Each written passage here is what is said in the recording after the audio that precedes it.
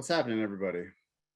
Welcome to Double Black Diamond. Double Black Diamond, for those of you who don't know, is our expert level class at LSAT Demon, taught by me. I'm Nathan Fox. I'm one of the co-founders with Ben Olson of LSAT Demon. Double Black Diamond is where we aggregate all the hardest stuff that we encountered in any of our classes or private tutoring sessions throughout the week, and I run through them at as close to full speed as possible. Sorry, I'm about to sneeze. Excuse me. So this class might be a little bit fast-paced if you're brand new. That's totally fine. I do want to have time to ask some questions, so we might not make it through our whole entire agenda. I have two helpers here. Both of them are available. They're going to help me monitor the public chat because I do want you to put questions and comments in the public chat. You can also direct message to both Haley and Abigail of LSAT Demon. Hello, they've got LSAT Demon in their screen name. You can talk to them throughout the class if you want to have background conversations about what the Demon is, how it works, billing questions, you know, whatever you want to talk about if you're interested in potentially subscribing to the Demon. Any questions before we get started with Double Black Diamond? Does everybody know where the agenda is? I want you to have a browser window open and follow along with these questions. We have a survey up. The survey you can use to tell me how long you've been studying for the LSAT. A couple of you are brand new. This class, like I said, might be really pretty fast paced. Some of you have been at it for more than 6 months. All right. Cool. Yeah, fill out that survey if you can. Let's get the ball rolling with one of these logic games. The syllabus, we should have a link. Yep, there's a link. Thank you, Haley, to the agenda in the Zoom chat. We have 2 games and 7 logical reasoning questions to get through. I'm not sure if we'll get through all of them, but we will give it a shot. In Double Black Diamond, I normally don't give students time to work on the games during the class. I expect that people will look at the agenda before class and check out the questions if they need to ahead of time. So I'm just going to dive right in. This is check out this game from Prep Test 65. A television programming director is scheduling a 3-hour block of programs beginning at 1 p.m. The programs that are to fill this time block include an hour-long program called Generations and 4 half-hour programs. We're just going to call those by their letters, R, S, T, and W. The programs will be shown one after the other, each program shown exactly once. And then we have some rules. First rule is Generations starts on the hour rather than the half hour. So now stop there and think about what we know about Generations. Generations is an hour-long program. It's going to be 1 hour-long program, that's G, and then 4 half-hour programs to fill up the 3-hour block. It's critical that you understand this is a 3-hour block. We have one big show that goes for an hour. And then we have 4 half-hour shows. The first rule says Generation starts on the hour rather than the half hour. And that to me seems like an obvious opportunity to make worlds. I talk about making worlds a lot. I think that it is the big difference between my approach to the games or our approach at LSAT Demon and what most people do most other places, is that we love opportunities to simplify the games by making worlds. Here we have, it's our biggest block of time, and it has to start on the hour. So that's 1 o'clock, 2 o'clock, or 3 o'clock. There's only 3 places where that big block G can go. And so one of the things that I always do, let me just get rid of that glare as much as I can. This game, I really can't imagine solving it in any other way.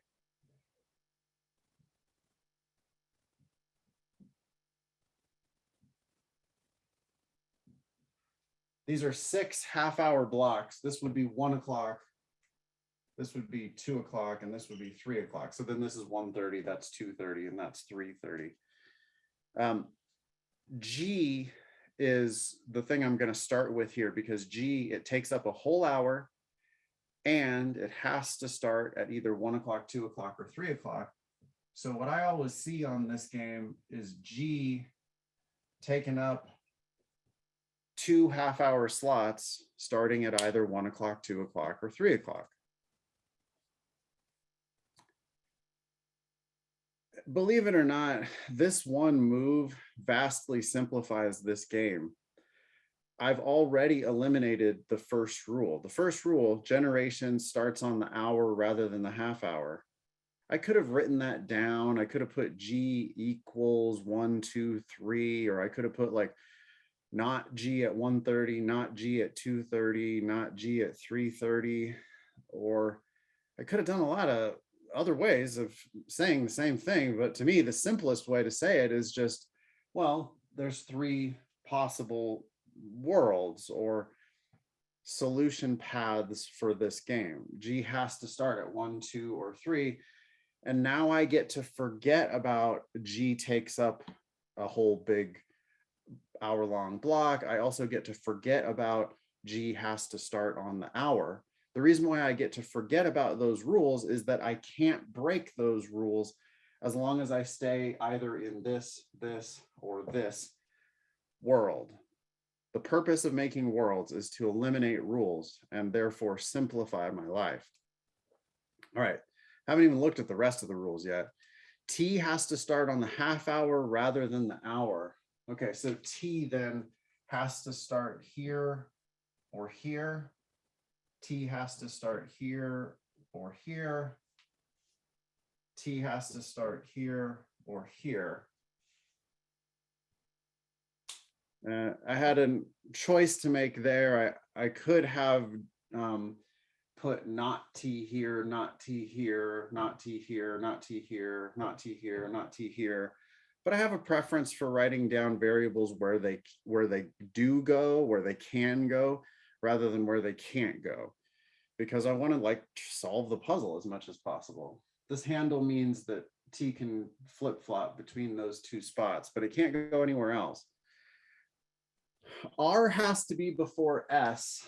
I definitely might just write that rule down for a second. R must be somewhere to the left of S. I don't see an easy way to incorporate that into my worlds. And then the last rule is about T again. It says if W is earlier than T, it has to be shown immediately before T. And it might be useful to split here based on T. So just dealing with this world, forget about the R before S for a second. Just looking at this world, I can split it based on T, because T can go either here or here.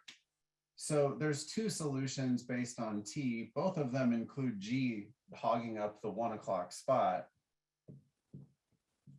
But there's the 2 solutions. If T is at 1 o'clock, T can go here or here. Then I get to think about this W rule.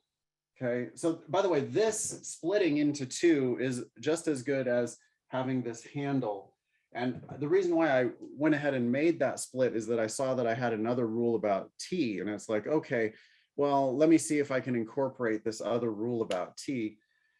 If W is before T, it's immediately before T. In this world, look what happens.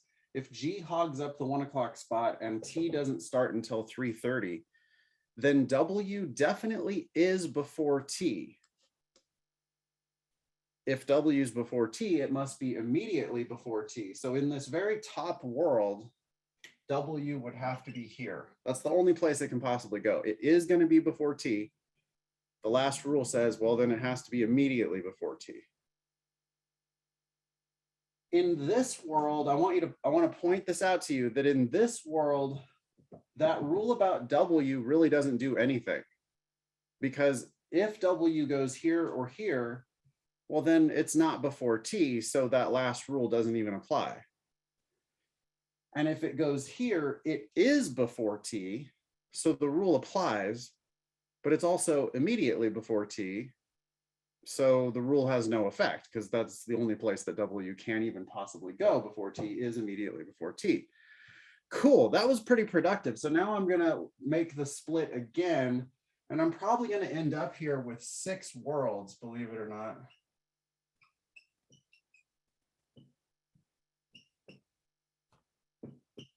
Oh, whoops, not that.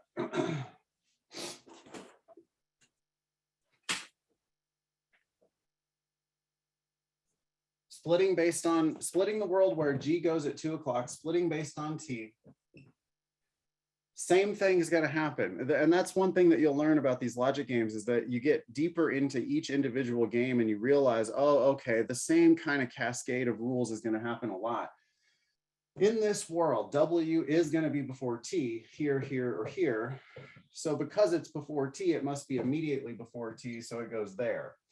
In this world, the rule doesn't matter anymore because if W goes before T, it is immediately before T. If it doesn't go before T, then it's not before T. Here, I'm going to split this world as well. Sorry, this final diagram is going to end up being a little bit compressed, but I hope you get the picture.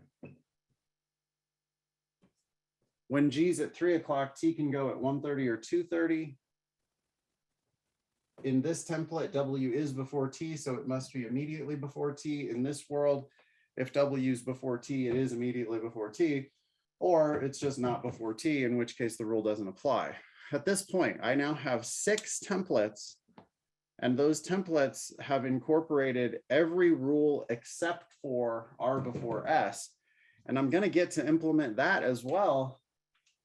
Up here, there's only 2 spots left for R and S. Same thing here. Same thing here.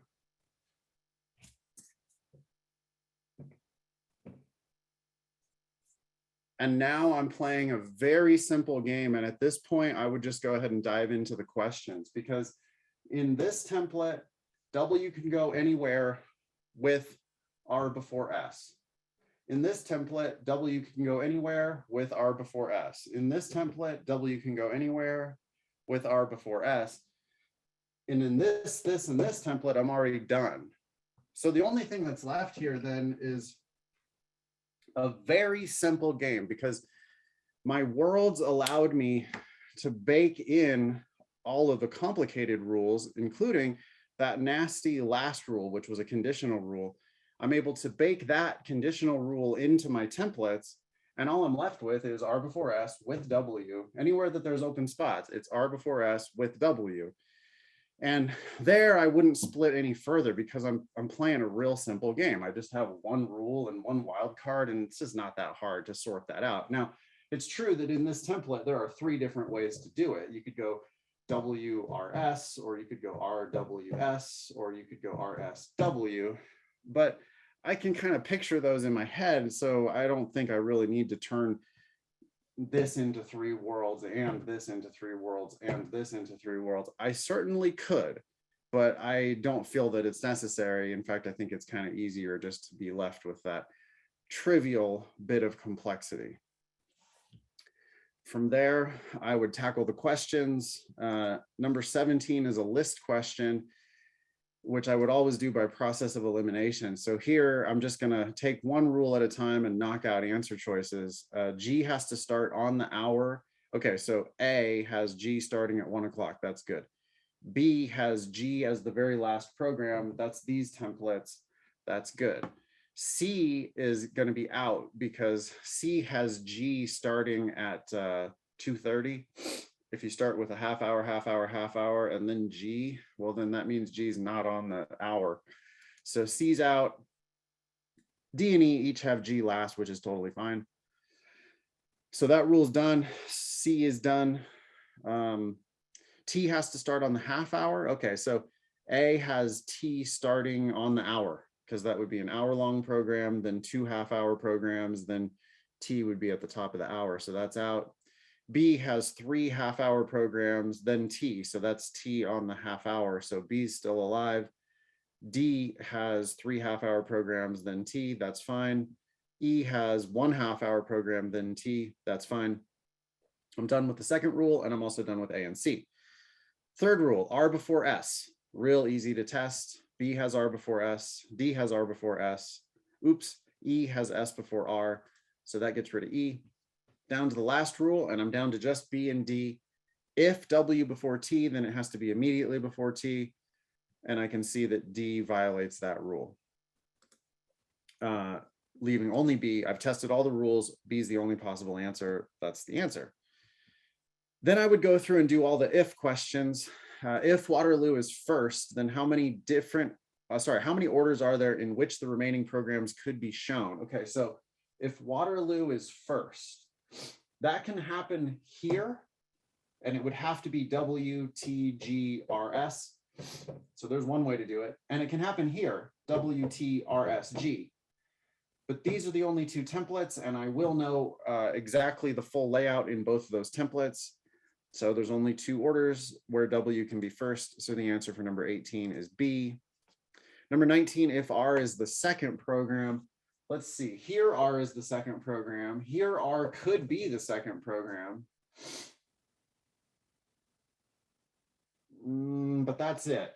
Here R would have to be first or fourth. Here R could be first or third. So R second is only going to happen in these first 2 worlds where G is at 1 o'clock. Each of the following could be true except. So when R is second, can S be third? Yeah, right here, G, R, S, that works. So it's an except question. So that means A is not the answer. It could be true. 4 of these answers are going to be could be true. Can sundown be fourth while R is second? I think so. If R were second here, you could go SW, so sundown fourth, so that works. So that's not the answer. T fifth, yep, this template again. R is second, T's fifth. W third, no, because I have to be either here or here. When R is second, it's either S or T in the third spot. That's going to turn out to be the answer because it won't work while R is second. W fifth, yeah, in this template, I could go R, S, W. That would work. That gets rid of E. The answer for number 19 is D. 20 says, what happens when sundown is third? Let's see, that can happen here. Not here because T's third, not here or here because G's third, not here because W's third. It can happen here if I go R, S, W. So I'm either here for sundown to be third, or I'm here for sundown to be third. Which one of the following must be true in both of those templates? Does G have to be third? No, it could be fifth. Does R have to be first? No, G could be first. Does R have to be second? No, R could be first, T, S, W. So R does not have to be second. T fifth? No, G can be fifth. Must be E, W fourth, huh? Well, yeah, in this template, S is third and W is fourth. And in this template, if I put S second, then I would have to put R first, and then W would be fourth. So yeah, anytime S is third, W is fourth. Notice that notice the shortcuts that I get to take when I answer every single question, because I'm not processing all of the original rules. This is the most important thing. I beg you to embrace this idea that if you make worlds, you will be forgetting about the rules in a beneficial, positive way. Most times when students forget rules, they're in trouble. If you do it this way, you are intentionally forgetting about rules because you're baking them into your solutions. So you don't have to remember all of the why, you just remember that it has to go through one of these templates. Answer for number 20 is E. 21 says, if G is third, which one of the following could be true? I have 2 templates where G is third. It's these worlds here where G is in that third spot. Which one of the following could be true? Can R be second? Nope, it's either S or T. Can R be fifth? R can never be fifth because R has to go before S. Can S be fourth? Yeah, in this world, if I went R, T, G, S, W, S could be fourth. So that's going to be the answer. Can T be fourth? Nope. T's either second or fifth. I don't remember why. It's just, it has to be second or fifth. Can W be second? No, because it's either S or T. So the answer for 21 is C. Okay, so that's all the if questions. Number 22 says, which one of the following cannot be true ever? So it just globally, which one can't ever be true? S immediately before G. Well, I mean, it didn't happen here or here, but it did happen here. So that's not the answer to something that can't ever be true. S can immediately be before G. Can W be immediately before R? Well, ever. W immediately before R.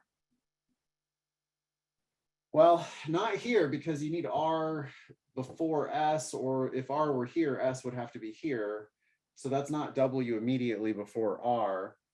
Can't happen here. Here it can't happen either, because if you went WR, then S would be first. That doesn't make any sense. W before R, no. Here, WR, S would be first again. That's going to be the answer. I don't remember why. I just know that that will not fit in any of my templates. The answer for number 22 is going to be B. And at this point, you know, I'm dominating the game so thoroughly that I may or may not even look at C, D, and E there. Like, I like to think that safety first, and I really should be careful. But at some point, especially when you near the end of a game, I mean, I chewed up 17 through 21 and just spat them out, right? Like, I know that I am killing it here. So I know that the answer for number 22 is B. And every once in a while, I might take a shortcut there and just say, okay, I don't even need to look at those wrong answers. 23, which one of the following, if substituted for the constraint that generation starts on the hour rather than the half hour, would have the same effect in determining the order in which the programs are shown? This rule substitution question can tend to be the hardest type of question on the LSAT logic games. Sometimes you can also just predict the answer. We need something that's going to make G go here, here, or here, and maybe get there in a different way. So let's see, which one of these is a perfect replacement? That is, it forces G to be at 1 o'clock, 2 o'clock, or 3 o'clock without introducing any new restrictions into the game. So A, G is not shown immediately before T. What? I mean, I guess it's true. If you look at these templates, it's true that G is never immediately before T, but it's hard to see how saying G immediately before G is never immediately before T. Well, why can't G then be at 1:30 and T could be at 3:30? I mean, that's like, just naively, it seems like that rule A has too much flexibility. So it's not creating any new restrictions that don't already exist, because as it turns out, it is true that G is never immediately before T. But it's not enough. A is not going to replicate that effect of that rule. It's just not going to keep G on the hour.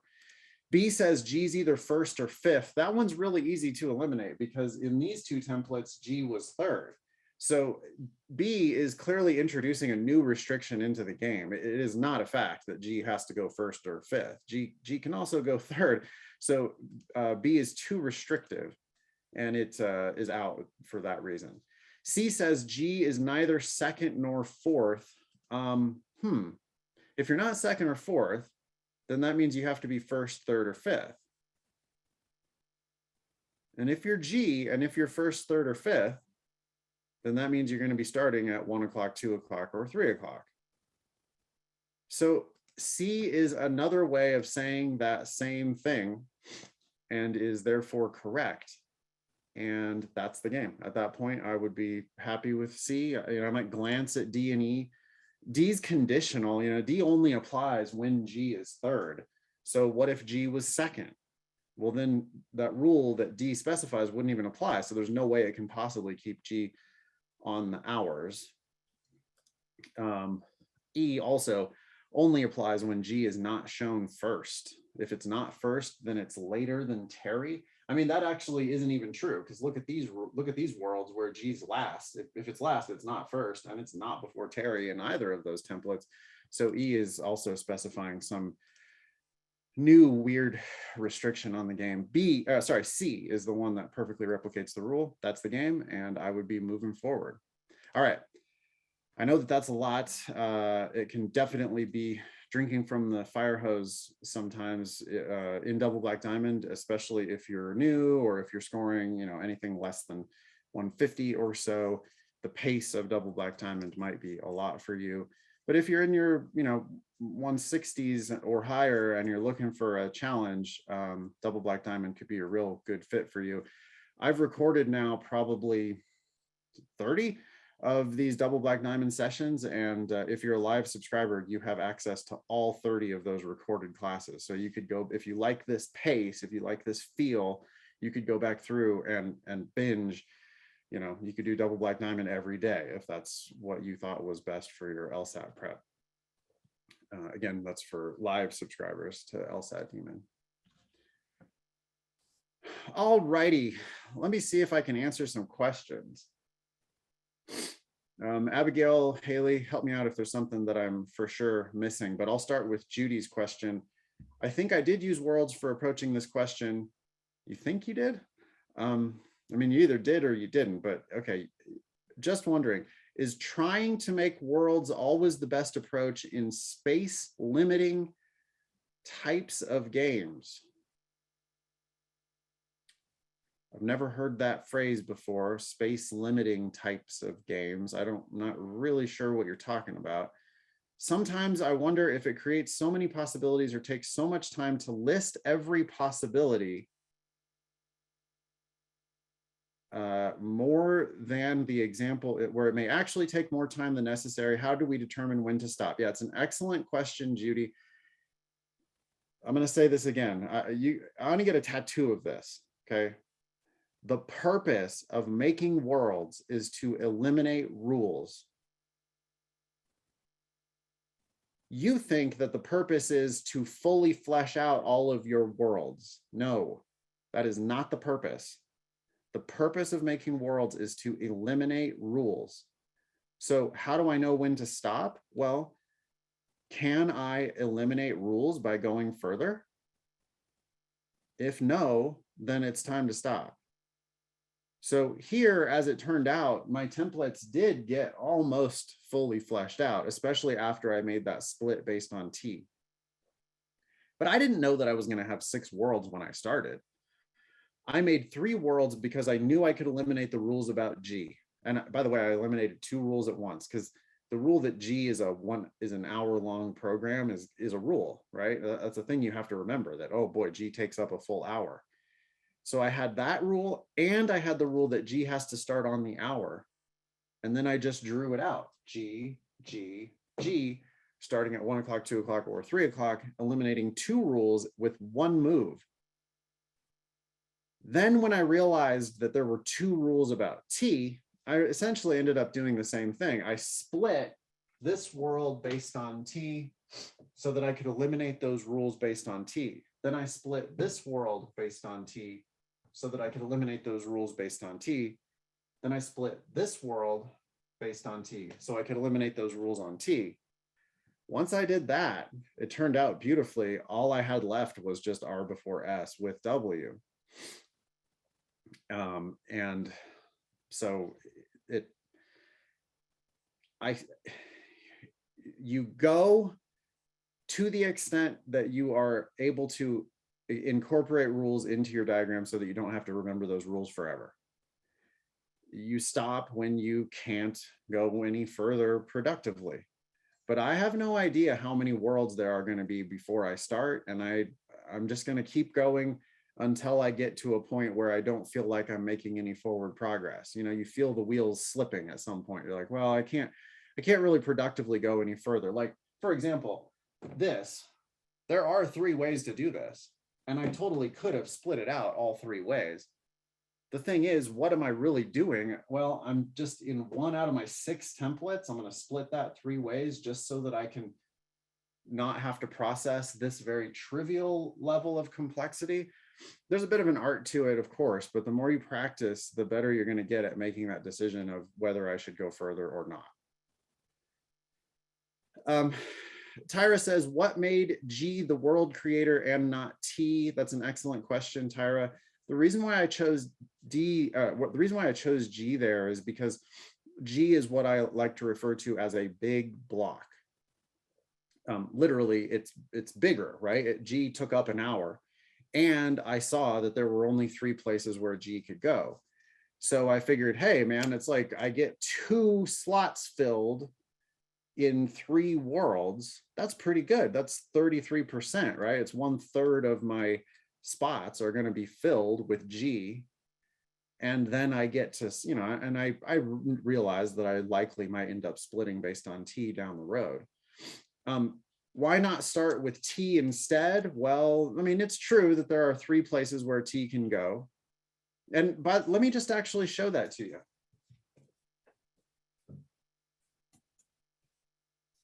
If I had chosen to start it this way,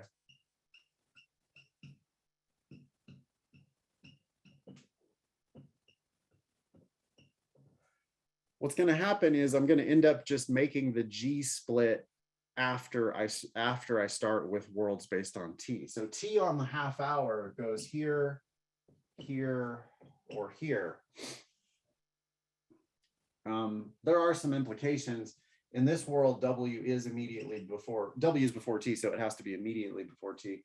Here, the rule about W is gone, because if W is before T, it's immediately before T, otherwise it's not.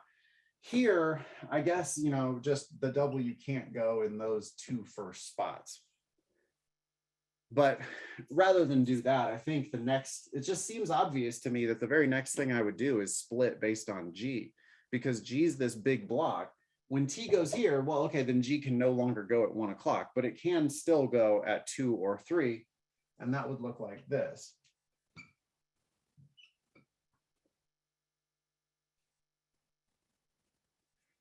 Here, when T is at 2:30, G can still go at either 1 o'clock or 3 o'clock. And here, when T is at 3:30, G can go at 1 o'clock or 2 o'clock.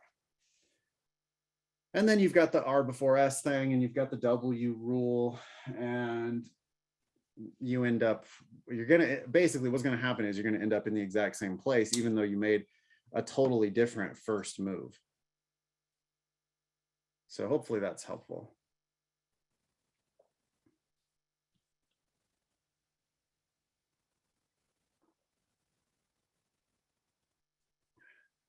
Zach, I don't have that much time to talk about this because it is kind of an esoteric issue. It's really not that important, to be honest. It says, would you mind taking a little bit more time or talking a bit more about making predictions for substitution questions?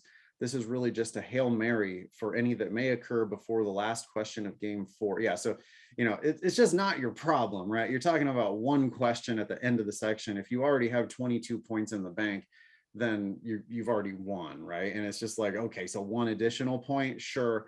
The one thing that you might be able to notice sometime, well, you will, if you do enough rule substitution questions, you will find situations where the answer to the rule substitution question turns out to be an inference or a realization that you had already made in the process of making your diagrams. So for this one, G starting on the hour rather than the half hour. If G starts on the hour rather than the half hour, that means it has to go at 1, 2, or 3 o'clock, right? 1 o'clock, 2 o'clock, or 3 o'clock, right? So instead of saying G has to start on the hour rather than the half hour, they could have said G has to start at 1 o'clock, 2 o'clock, or 3 o'clock. And that would be the answer, because it's another way, it's a different sentence. It's another way of saying it. It's very similar, but it's another way of saying the same thing. Yet another way of saying that would be that G must go first, third, or fifth. That could have been the answer. And in a way, it was the answer, because the answer turned out to be G can't go second or fourth. I'm not sure how much insight that really provides, but what I'm saying is just like kind of look at it big picture and think about what has to happen with that main variable. And you might start to predict other ways of formulating that exact same statement.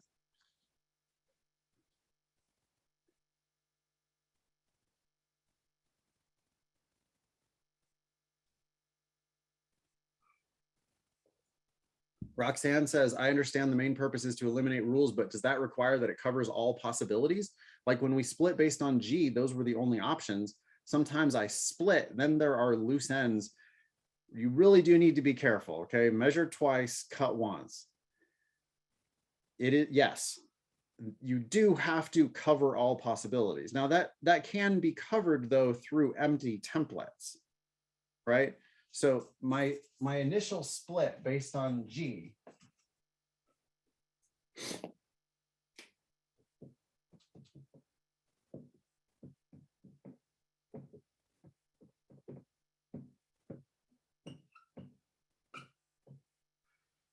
G has to go at 1 o'clock, 2 o'clock, or 3 o'clock, and it has to take up the full hour. This incorporates all the possibilities. Even if I don't go any further, this incorporates all the possibilities because every solution to the game has to have a G here, here, or here. Now, if I'm going to split, I have to make sure that I do all the splits, right? So the next rule saying T starts on the half hour rather than the hour. Okay, so T can go here or here. If I'm going to split, I have to write both of them. And this is where I think a lot of those loose ends arrive in your diagrams, is that you go, oh, okay, so T, this is what you would say. This is the kiss of death. I don't want to hear anybody ever say this. Oh, so T could go there. And it's like, well, yeah, it could go there, but it could also go there. And so if you're going to do this, then you need to make that full split and actually say, oh, okay, so there's also this other way of doing it where T goes there. When G's at 1 o'clock, T can go here or here. And now you're clean again because you have incorporated all the possibilities. But you don't just get, it's like some people think that they made worlds. They like write out a bunch of random scenarios and they go, well, what do you think of my worlds? And I'm like, that's not worlds, because all you did was just like write out a bunch of random things that would work. That's not what we're doing. We're writing out, if we're going to write out any of the possibilities, we're going to write out all of the possibilities. All right.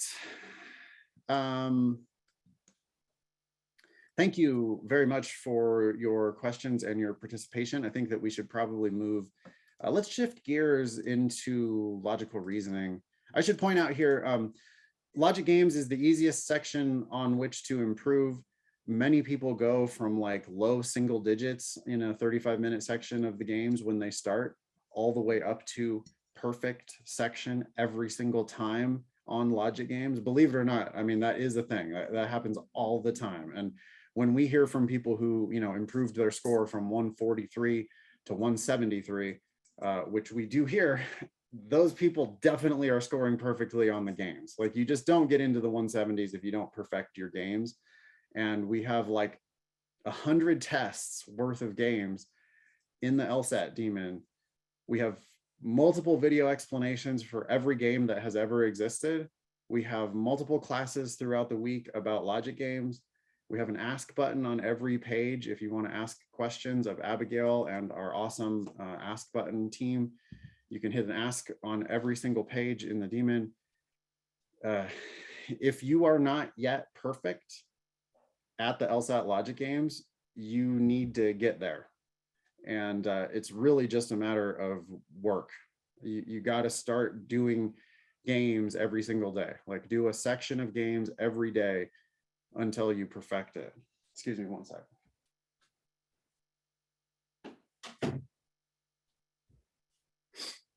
All right. Let's hammer through some logical reasoning questions. I'm just going to start at the top. You guys can keep, you're doing a great job of putting questions in the chat. So thank you very much for that. I hope that you're also furiously conversing back and forth with Abigail and Haley in the background. They are here to help and they know everything about the LSAT and the LSAT demon. So please don't be shy.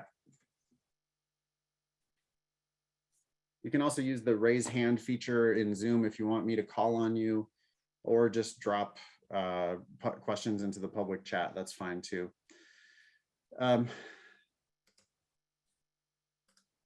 Test J, section 3, number 16. A philosopher says that nations are not literally persons. They have no thoughts or feelings, and literally speaking, they perform no actions. Thus, they have no moral rights or responsibilities. The word thus indicates a conclusion, not necessarily the ultimate main conclusion of the argument, but they are doing some logic there. Okay, so they present this first idea that nations are not persons, they have no thoughts or feelings, they perform no actions. Literally speaking, they perform no actions. Thus, this philosopher reasons, well, if they don't do those things, then they can't have moral rights or responsibilities. Okay, fine.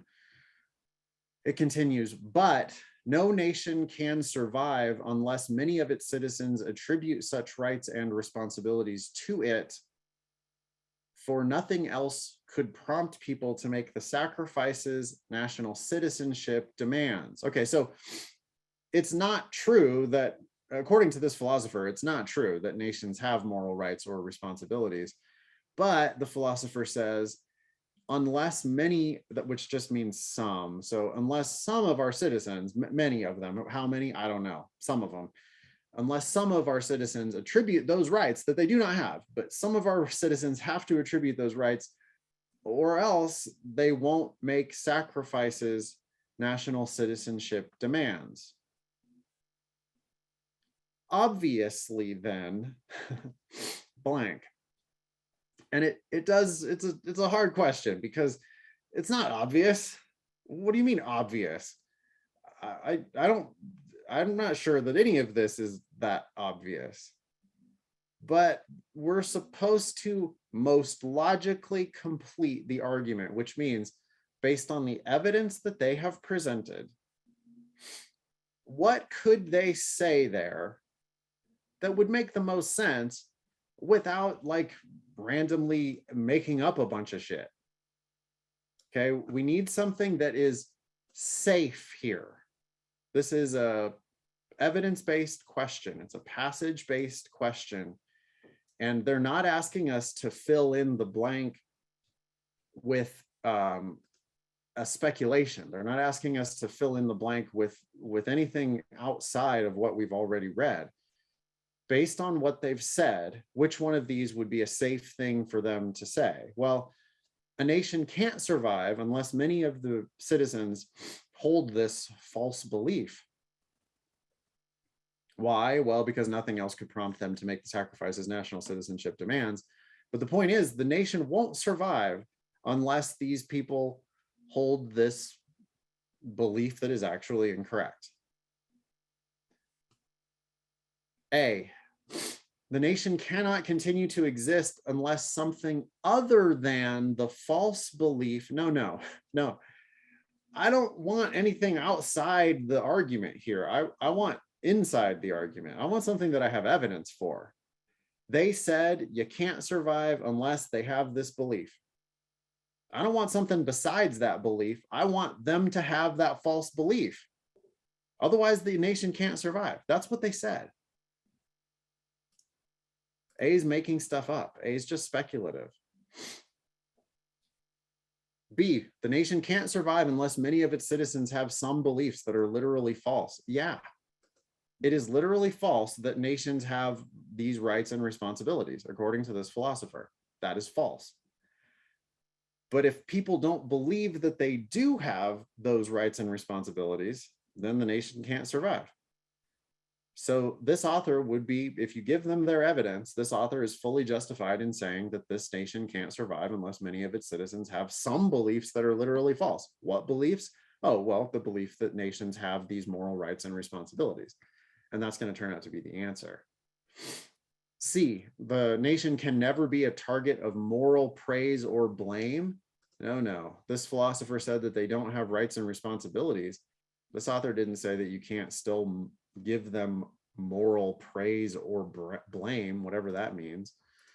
It's not worth the sacrifices. Come on. Whoever talked about whether these sacrifices are worth it or not worth it, it's just speculative. E, should always be thought of in metaphorical rather. No. The wrong answers, when you get good at the LSAT, you will start laughing off the wrong answers. Most novices and even intermediate students are, you're too driven by the answer choices and not driven enough by the facts on the page. And you don't make good enough predictions. And because you don't make good enough predictions, you go into the answer choices without any clue what you're looking for. And when you do that, then you end up making wasting time trying to make cases for answers that are just obviously wrong to an expert or an advanced student. So my advice here would be to keep practicing.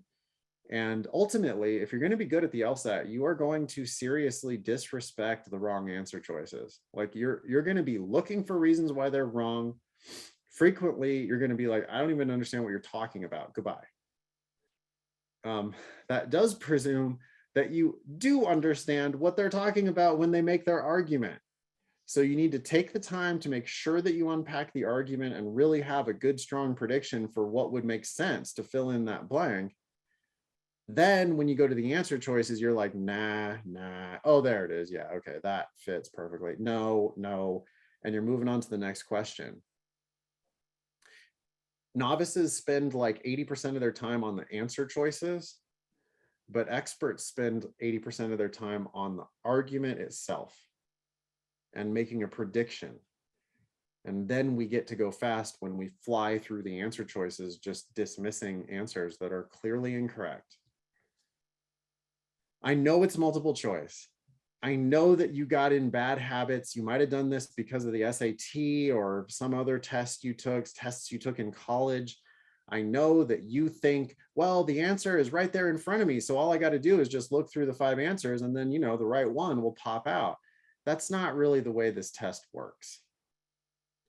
If you suck at logical reasoning, it's probably because you spend too much time considering wrong answers and not enough time attacking the argument, making good predictions, and knowing what the answer is before you even mess with those answer choices. It's just not good strategy to be driven by the answer choices first. All right.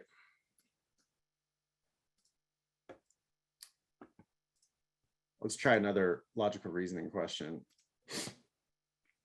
Test J, section 2, number 17, hospital executive says, at a recent conference on nonprofit management, several computer experts maintained that the most significant threat faced by large institutions such as universities and hospitals is unauthorized access to confidential data. Now, stop there, okay?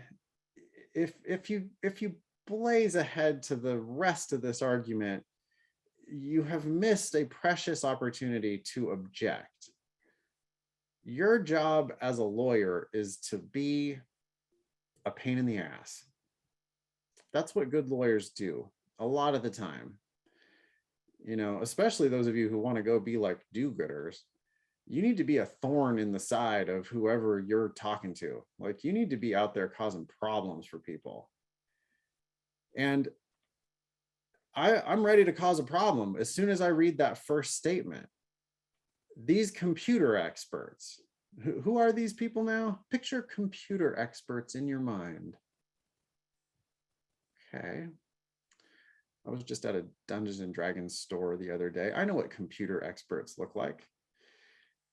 I know how their priorities tend to be focused in certain areas and they tend to ignore certain other areas of their lives.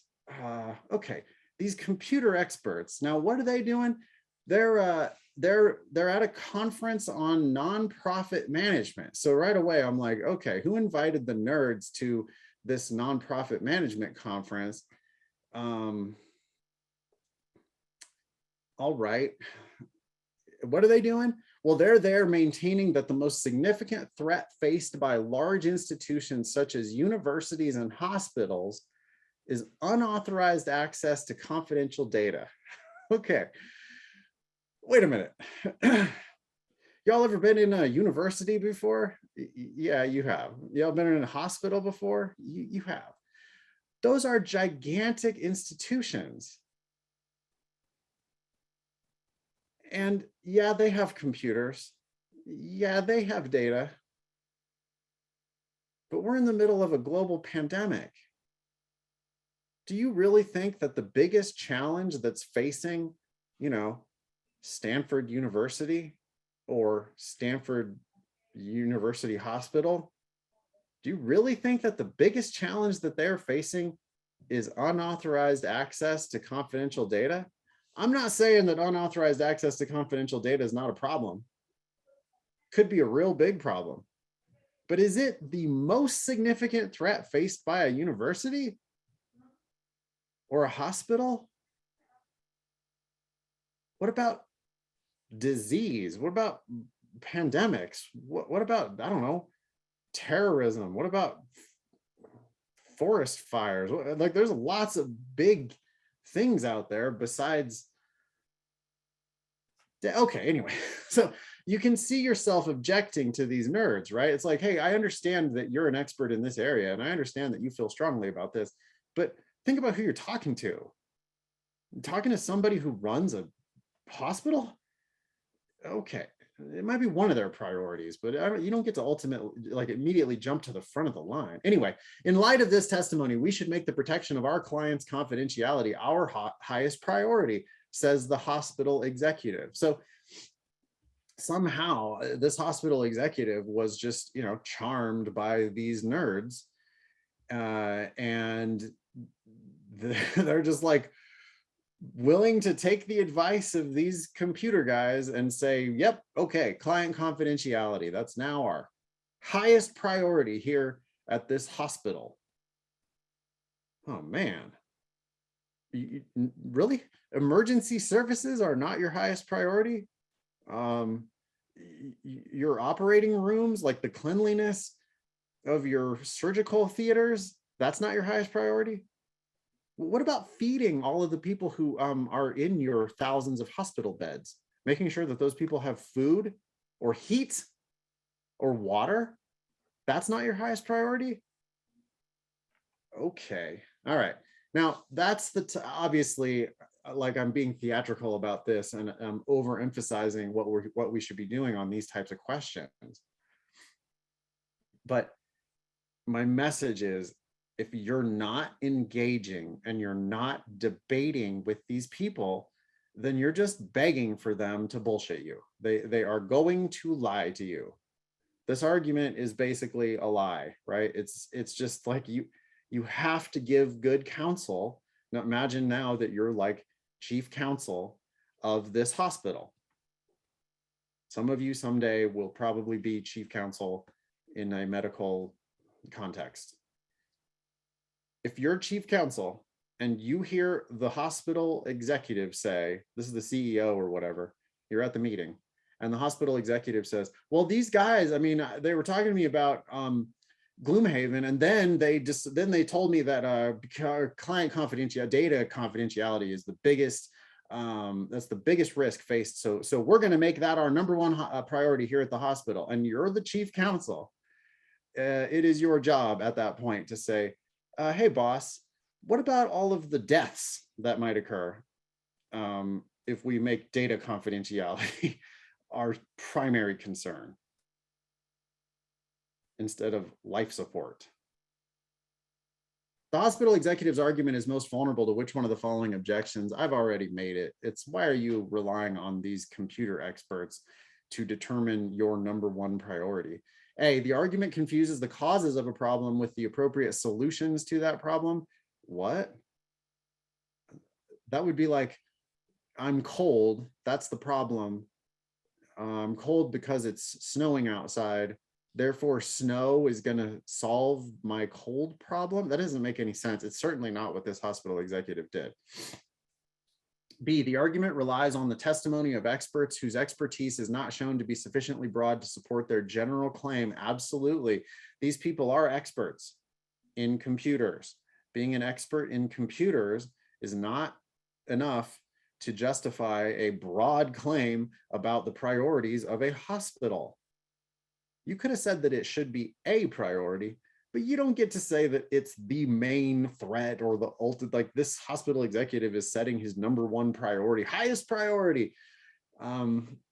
No, and B describes exactly why that's a problem. C, the argument assumes that a correlation between two phenomena is evidence that one is the cause of the other. That's one of the most common flaws on the LSAT. These two things are correlated, therefore this causes this, but that's just not what happened here. D, the argument draws a general conclusion about a group based on data about an unrepresentative sample of that group. I don't see any sample of the group. What's the sample of the group, and where is the broad conclusion that's coming from that small sample of the group? No, that would be the answer if it was like, I looked out my window and it's snowing, therefore it always snows. That would be what D is describing. E, the argument infers that a property belonging to large institutions belongs to all institutions. No, it really doesn't do that. It specifically said, well, B describes it perfectly.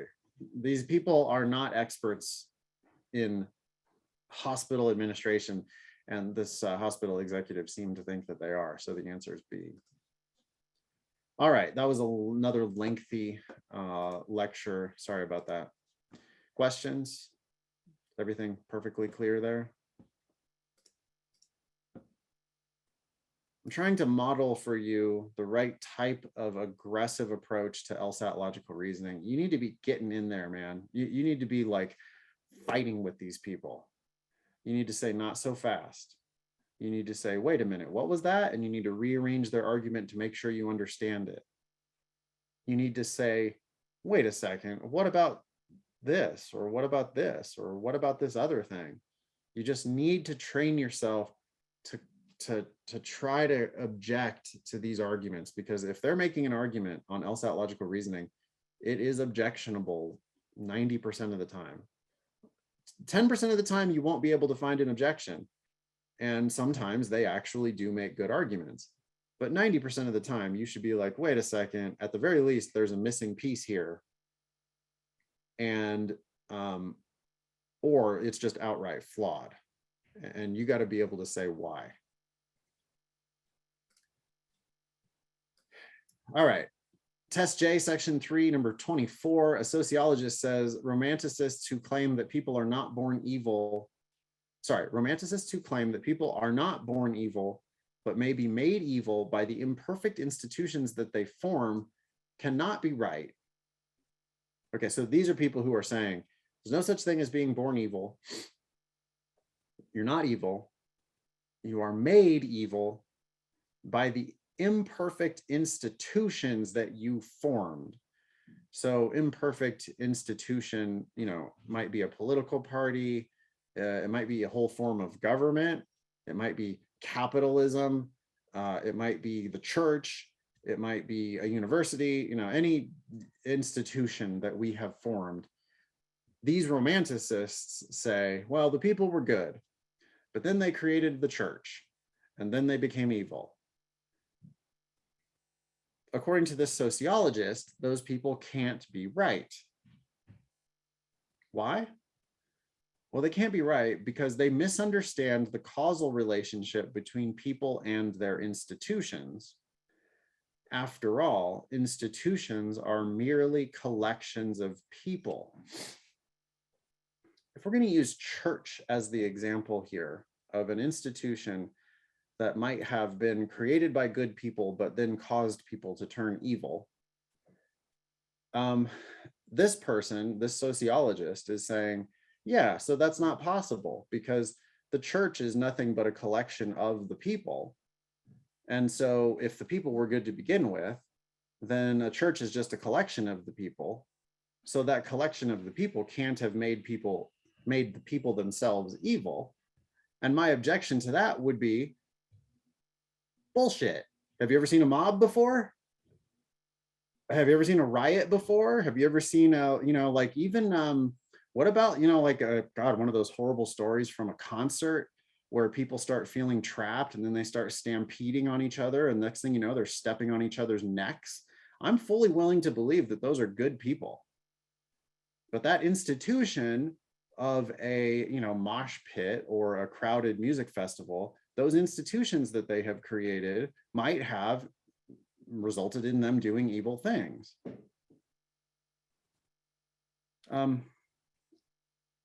So my objection to this argument is, wait a second.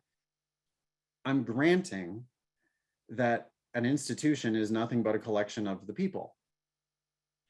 But why can't a collection of the people turn those people evil?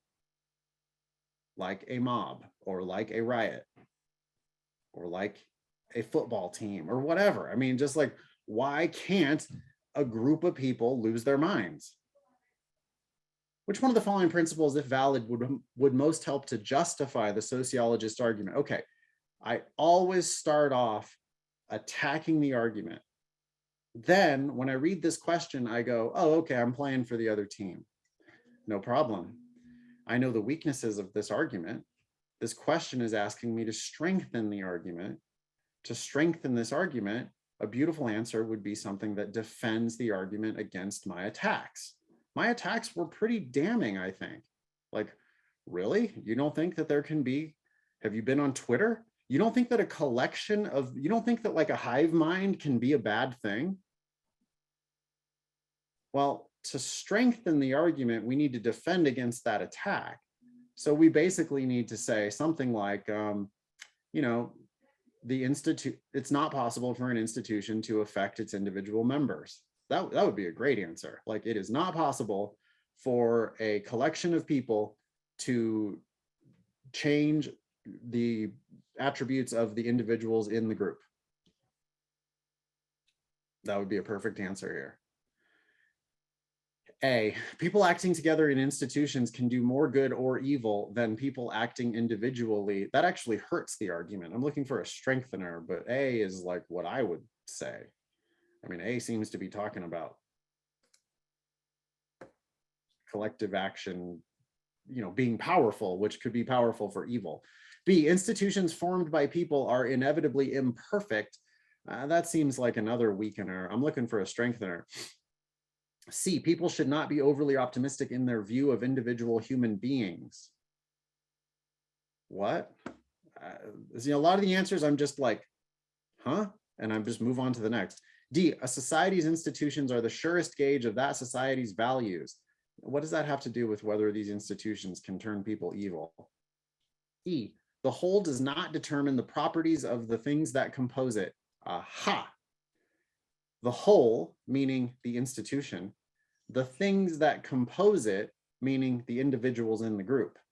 So what E says is the institution cannot determine the properties of the individuals in the group, which is exactly what I predicted, because I was looking for a way to defend this argument against the attack that it is so susceptible to. The answer is E, and it's easy if you do it my way. If you learn to attack these arguments, it is easy. LSAT logical reasoning has always been easy for me because I'm an asshole, possibly, but it's because I'm used to reading things and trying to call bullshit. I read that argument and I think about reasons why it doesn't necessarily make sense. I'm granting them their premises, but I'm not granting them their conclusion. And I'm going to understand their argument. I have to understand what their evidence is, and I have to understand what conclusion they want. And then my job is to just think about the no man's land. Like, what's in between? What's that war going to look like? And if I can see where the fight is going to be, then I look at the question, and the question says, oh, okay, well, you're playing for that team. You want to help them. Okay, well, I know what they're susceptible to, so let me come up with a way of defending them from that attack. And sure enough, that's just what answer E does. It does it in abstract terms with the whole and the properties of the things that compose the whole, but it's saying basically that an institution can't change its members. And it's real easy. That's the answer.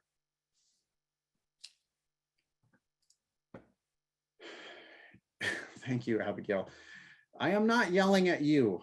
I know I'm yelling. I'm not yelling at you. I'm yelling at the LSAT. And I'm yelling at the LSAT for your benefit. Because if you learn to attack the arguments this way, you can transform your LSAT score. I do not want to help you improve by 5 points. I want to help you improve by 15 points or 20 points. I want you to approach this test in an entirely different way. It's based on common sense. It's based on careful reading. And it's based on taking your time and attacking these arguments like a lawyer would.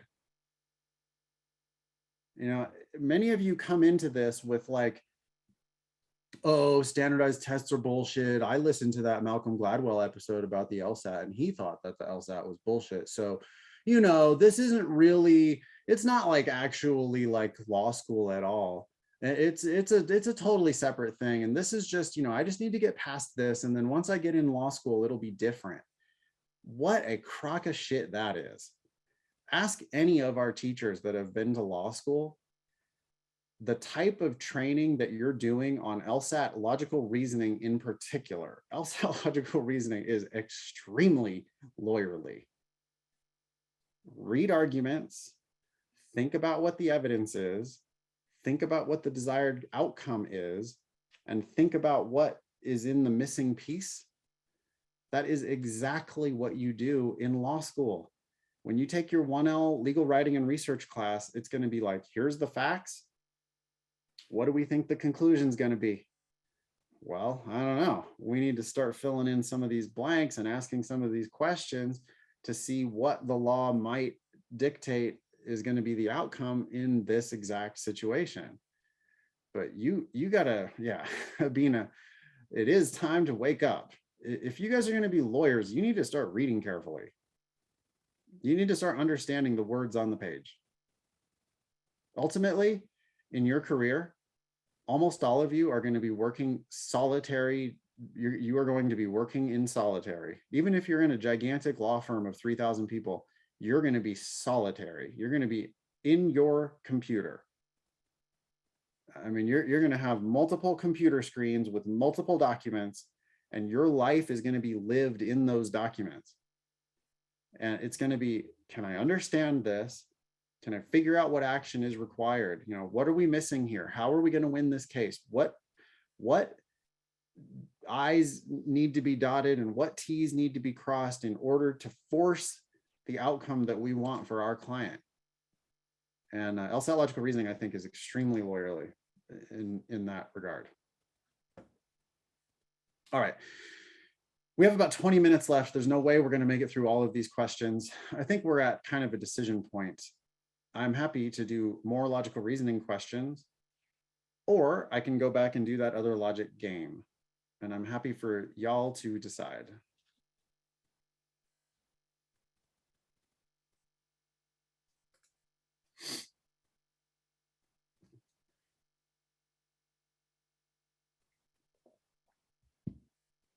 Oh boy. Yeah, I do think we need a poll. It looked like the LRs were winning there at the beginning, but now that there's too many of them, I don't really want to count.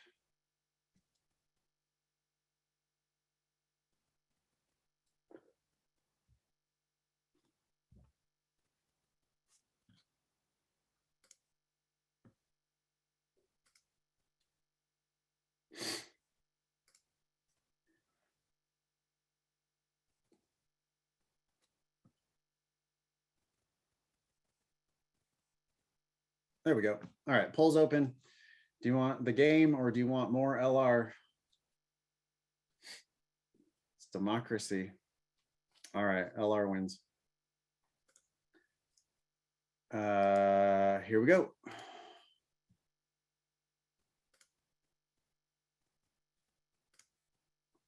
Test J, section 3, number 25. Some anthropologists argue that the human species could not have survived prehistoric times if the species had not evolved the ability to cope with diverse natural environments.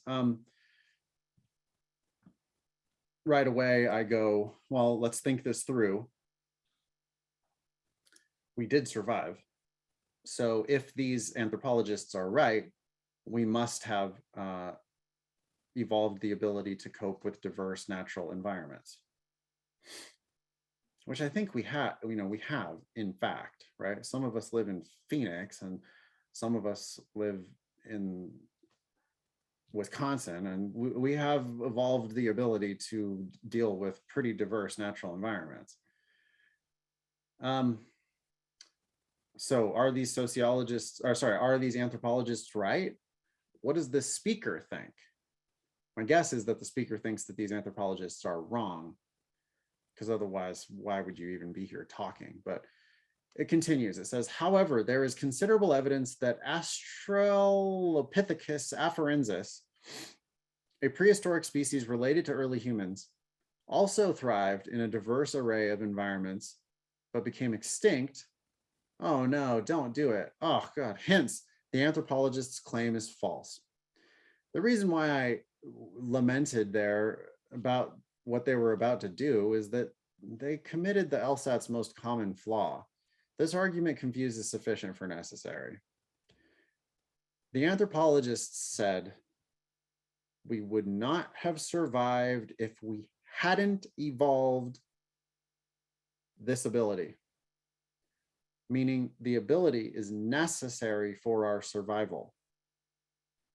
But the fact that something necessary for your survival is true does not mean that you are necessarily going to survive, right? Your breath is a perfect example. Your breath is necessary for life, but that does not mean that breathing guarantees that you're alive or guarantees that you'll live forever, right? Maybe that's not the best example because, I guess if you are breathing, you are in some sense alive. But what I'm saying is, like, if we stop the breath, we definitely stop life. But there are lots of other ways that we could stop life, which would in turn stop the breath. So maybe it's not the perfect example, but how about this? I can't survive if my head is chopped off. That's a better example. I can't survive if I go through the guillotine. So my survival depends on me not going through the guillotine. But that certainly doesn't mean that as long as I avoid guillotines, I will live forever, because there's lots of other ways that we can buy the farm. This speaker has made basically that same error. This speaker is like, oh yeah, so as long as you avoid the guillotine, you're good. Or, well, look, this guy avoided the guillotine and he's dead. So you must be wrong that avoiding the guillotine is necessary for life. No. Avoiding the guillotine is necessary for life, but there could be a lot of other things that are necessary for life. Okay, so Australopithecus, they did evolve this ability. Yeah, but they might not have evolved many other abilities that are also necessary for life. So this argument has confused the anthropologists' claim. Specifically, this argument has confused sufficient for necessary in the anthropologist's claim. So, did it confuse a conditions being required for a given result to occur in one case with the conditions being sufficient for such a result to occur in a similar case? And that's going to turn out to be the answer. It's confusing sufficient for necessary. The condition is the ability to cope with diverse natural environments.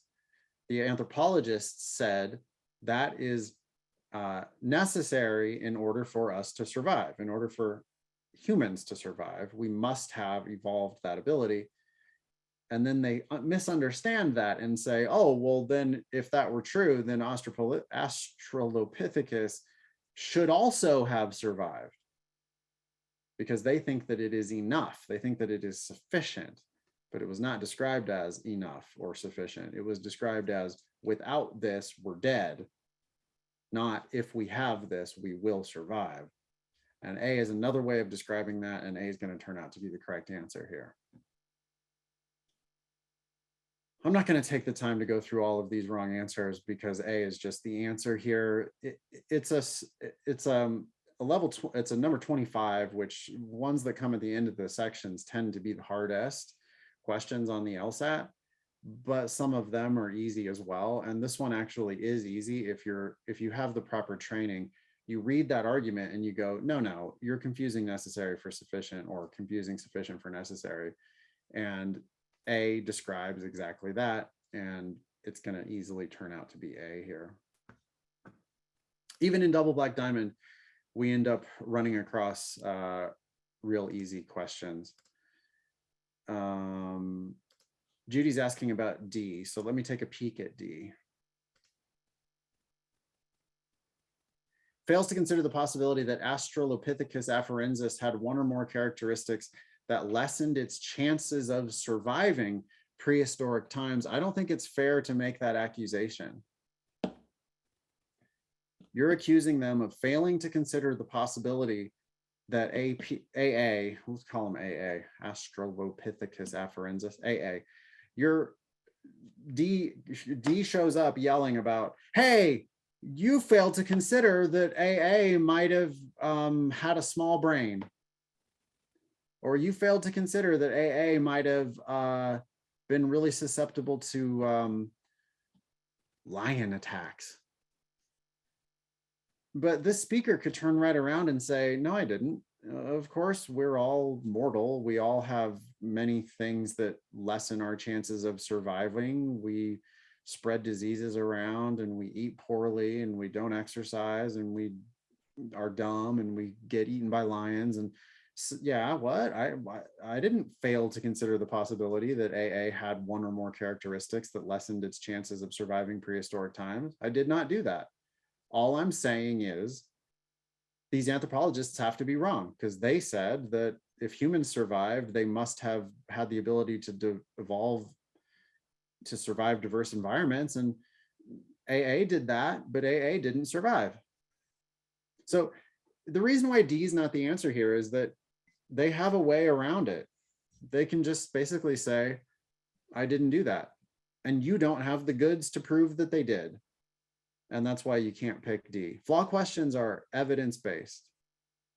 I have to know that they did it, and it has to be a problem that they did it. And with D, you're accusing them of like failing to consider that AA might have had like bad teeth and therefore been unlikely to live very long. And that's not a fair accusation. Making D conclusively wrong. Did they do it? And is it a problem if they did? But did they do it is the first step on a flaw question.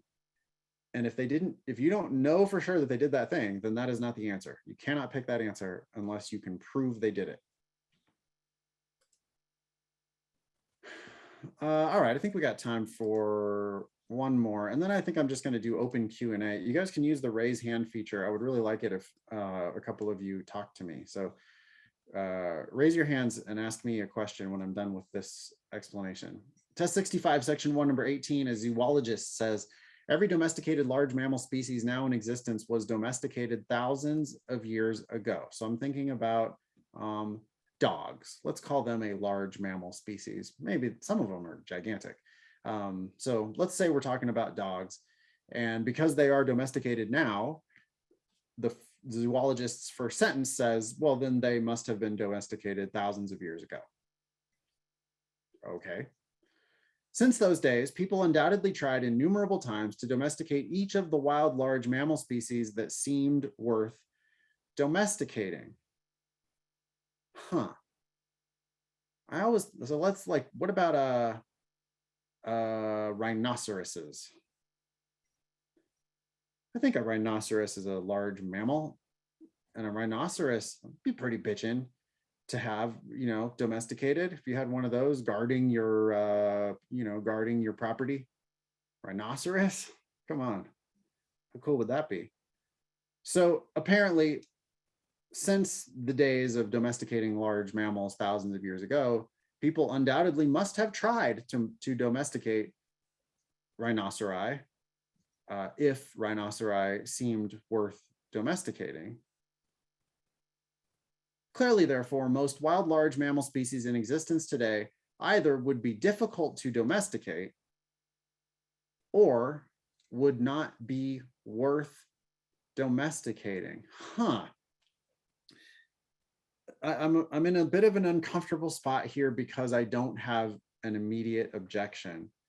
Sometimes the argument looks good. Like, think about rhinoceroses. If they seemed worth domesticating, then people would have tried. So wouldn't they be domesticated by now?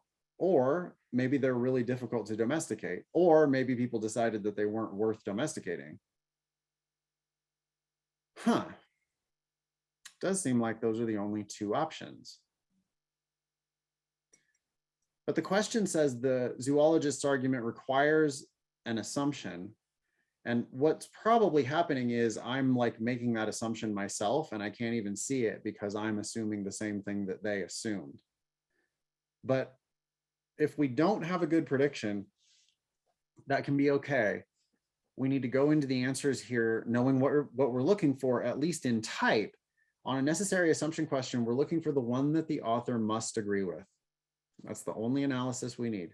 Which one does the author have to agree with? So does the author have to agree that A, in spite of the difficulties encountered, at one time or another, people have tried to domesticate each wild large animal species? No, the author granted that it's possible that we decided it's not worth domesticating certain species. Like people might have been like, hippopotamus, I mean, not worth it. What, like they eat too much. They don't do anything. They eat too much. Why do we want a hippopotamus? That's a possibility according to the zoologist. So the zoologist does not have to agree with A. B, it is not much easier today to domesticate wild large mammal species than it was in the past. Oh, clearly correct. And it's like I hadn't thought about it, but once I think about that issue, consider the opposite of B. What if it were much easier today to domesticate wild large mammal species than it was in the past? You know, Caesar Milan. What if Caesar Milan's wisdom has now made it, all we need is a clicker, and you could go find a hippopotamus or a rhinoceros, preferably both, and you could use your clicker and you could instantly like, oh, well, see, the thing is, thousands of years ago, we didn't have Caesar Milan. And now that we have the dog whisperer, the hippopotamus rhinoceros whisperer, now that we have this new wisdom, this new technology, and, you know, and it could be something to do with GPS collars, it could be something to do with drugs, it could be something to do, you know, whatever modern technology. But B points out that like, hey, what if things have changed really recently? Sure, most of our domesticated large mammal species were domesticated, or all of them that are domesticated were domesticated thousands of years ago. But what if just today, Bezos announced some, you know, there's some new miracle thing that you can buy that helps you to domesticate wild animals? If that were true, then maybe we would be able to domesticate those things that we could not previously domesticate. Therefore, the author has to agree that it is not much easier today to domesticate wild large mammal species than it was in the past. Otherwise, their whole argument falls apart. C, not all the large mammal species that were domesticated in the past are still in existence. We all know that that is, well, have we ever lost a domesticated species? Maybe we haven't. Anyway, point is the author does not have to agree that some domesticated species have gone extinct. D, the easier it is to domesticate a wild large mammal species, the more worthwhile it is to do so. The author doesn't have to agree with that. There could be species that would be super easy to domesticate, but are totally worthless once domesticated.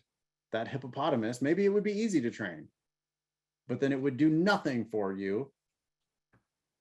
The author doesn't have to agree with D. Does the author have to agree with E? All of the domesticated large mammal species in existence, of all the domesticated large mammal species in existence today, the very first to be domesticated were the easiest to domesticate. That seems very likely, but it just doesn't have to be true. It could be that like wolves were actually really hard to domesticate, but people domesticated them anyway because they knew that dogs would be useful.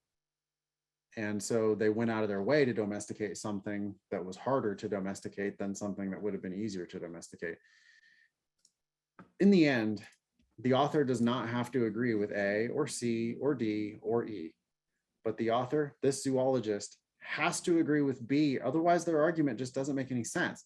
And so the answer is going to turn out to be B. All right, we have a few minutes left. Let me see if we're running up against any conflicts. We are, what day is it? No, we're good. Oh wait, sorry, we're actually running, well, we already conflicted, so I'm not worried about it. Okay, I'm gonna stick around for a while and answer your questions, but that was Double Black Diamond for today. Again, that is the expert level class that we offer to live subscribers. I teach, let's see, I teach a free class today at 4 Pacific, 7 Eastern. That's my January 2022 LSAT study group. Hopefully you will join me for that if you're studying for the January or February or anytime early next year LSAT. You can come to that study group and ask me any questions you want. I'm sure Abigail and Haley are digging up a link for you for that.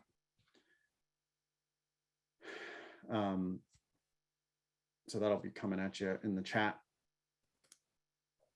I then teach on Thursday nights, I teach a class for our premium and live subscribers. That's a 2-hour all levels class that starts at 5 Pacific, 8 o'clock Eastern for premium or live subscribers. And I don't think I have Double Black Diamond tonight, but when I do, that's for live subscribers only. At the Demon, if you subscribe at the basic level, it's the world's best self-study tool. And we've seen people improve by 20, 30 points using just the basic version of the Demon. At the premium level, you get access to more tests, but you also get some of our live offerings, including my Thursday class.